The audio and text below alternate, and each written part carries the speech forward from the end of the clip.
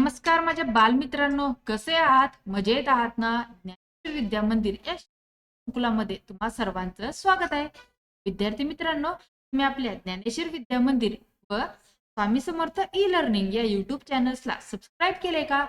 Subscribe केले नसेल तर लगेच सबस्क्राईब करून घ्या व सबस्क्राईब समोर जे नोटिफिकेशन आहे त्याला हिट करा, जेणेकरून त्या चॅनलवरती अपलोड होणारे नवीन शैक्षणिक व्हिडिओज, भाषण, निबंध, छान छान गोष्टी सर्वात आधी तुम्हाला पाहायला मिळतील. मुलांनो, आज आपण पाहणार आहोत अकबर बिरबलाच्या मजेदार कथा. काय पाहणार आहोत? अकबर बिरबलाच्या मजेदार कथा.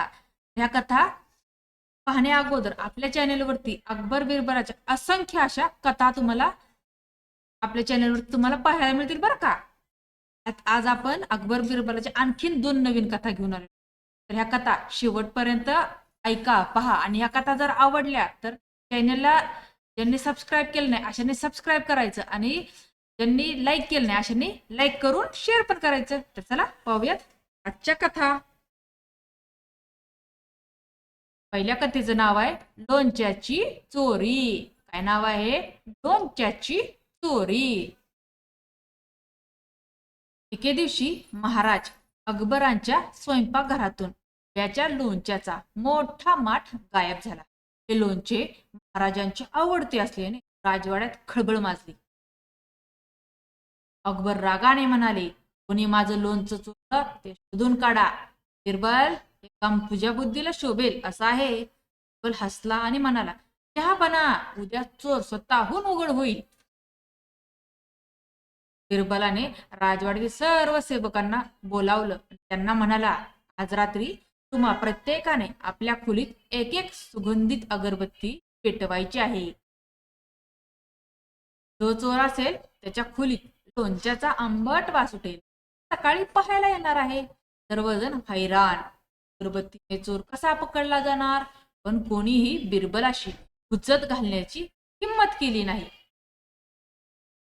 खरा चोर मात्र घाबरून गेला. त्या मनात विचार आला, जर माझ्या खोलीत लोणच्याचा वास आला तर मी पकडला जाईन.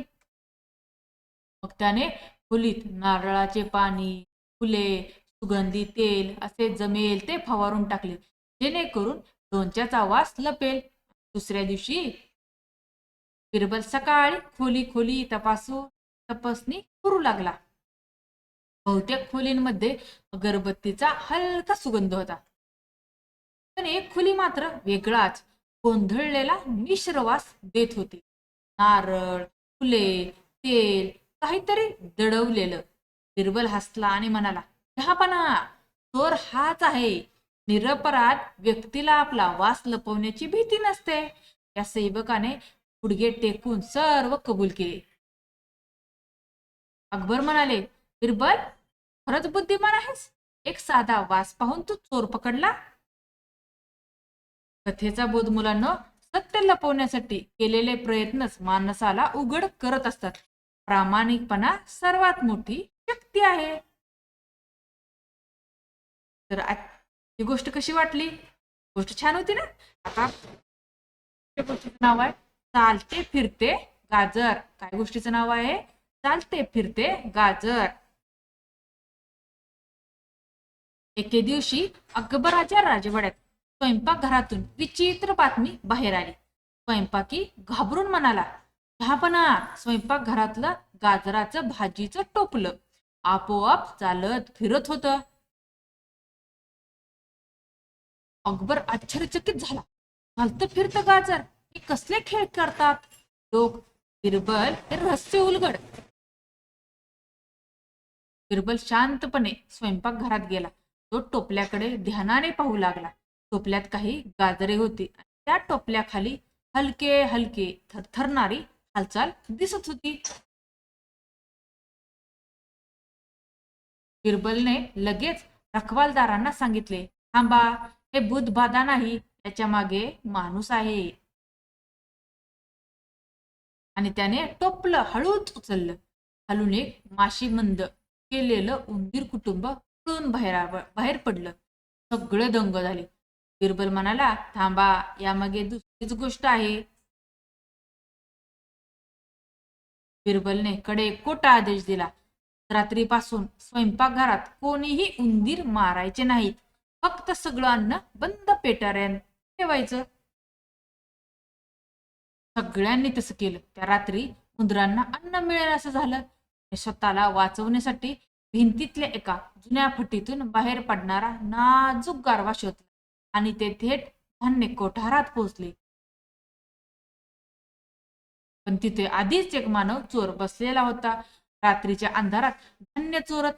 उंदरांची धडपड ऐकून सगळे रखवालदार जागे झाले आणि चोर पकडला गेला. बिरबल चालतं गाजर आणि चोर यांचा काय संबंध? बिरबल हसला. जहापना, उंदरांच्या हालचालींमुळे गाजरे चालत होती. उंदीर कुठे अन्न मिळते ते दाखवत होते. उंदीर गाजर खात नसते तर चोर सहज सापडला नसता.